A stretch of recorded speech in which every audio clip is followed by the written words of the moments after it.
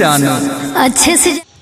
नमस्कार दोस्तों, कैसे हो आप सब। तो दोस्तों बता दूं कि खेसारी लाल यादव का गाना आया है बोल बम का, जो गाना ठीक ठाक है, लेकिन ये धुन पहले से ही धुन वायरल मैटर पे ये गाना गाया, जो खुशी कक्कर का गाना आया था बम लागा तारा, उस गाने के म्यूजिक धुन है। गाना ठीक ठाक है, जो ग्लोबल म्यूजिक जंक्शन पे आया है। ये गाना पता ना ग्लोबल म्यूजिक जंक्शन से गाना आने वाला भी नहीं था, पता ना क्या हुआ अखिलेश कश्यप और ग्लोबल म्यूजिक जंक्शन के मालिक के बीच में, और गाना आया खेसारी लाल यादव के ग्लोबल म्यूजिक जंक्शन पे, और गाना ठीक ठाक चल रहा है यूट्यूब पे।